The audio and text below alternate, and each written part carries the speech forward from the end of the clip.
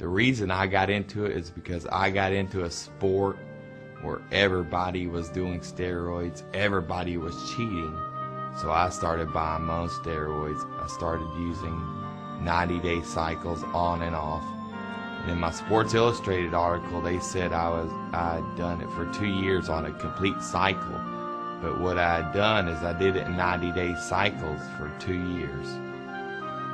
And then the day after Christmas morning, I felt chest pains and a searing headache. And I told my mom, I was like, I think it's time to call 911. I thought I was on top of the world. I weighed 250 pounds. I was getting ready to do bodybuilding competitions.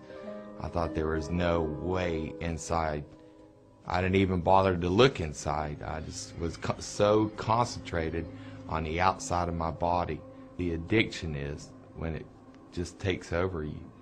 It takes over your mind, your body. It just consumes you.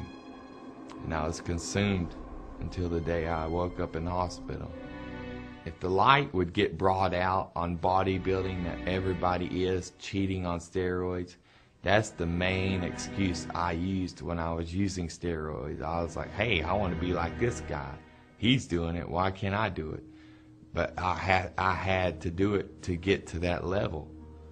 I mean, if I had to do it all over again, I would never even pick up that needle again.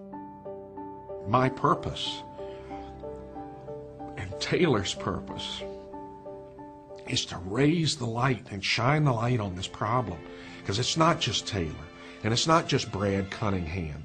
It's not just a singular group of kids. We got 1 million kids in the country that are playing with these anabolic steroids, and someone has to step forward and talk about it. In hindsight, if we had educated ourselves as parents, we could have seen what was going on in our home, especially when it came to the roid rages and the emotional changes that we were seeing, and know with pretty much certainty that we had a steroid user in our home. The problem is we were like most parents.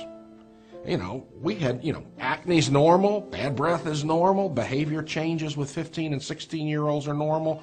We never knew to equate this more than normal behavior or abnormal behavior back with steroids.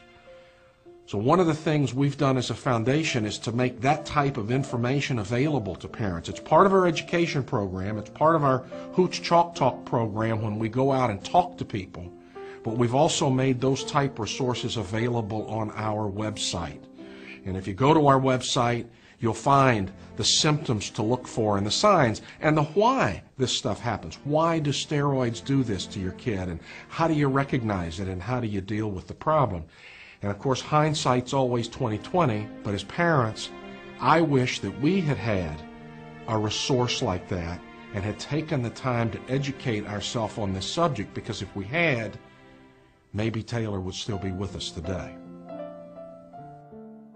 The reason I am involved with the Taylor Hooten Foundation is because I believe we are the only private organization in the country that exists to fight this horrible epidemic that we have of steroid abuse, specifically among young adults, athletes and non-athletes.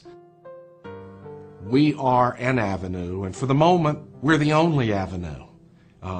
Hopefully that will change, but for the moment, we are the avenue for addressing this issue with the children of this country.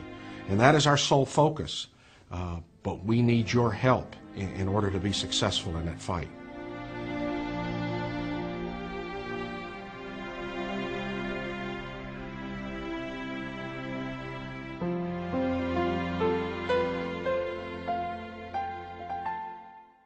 Another question, Hulk, why did you start using steroids? And assuming you have, why did you stop?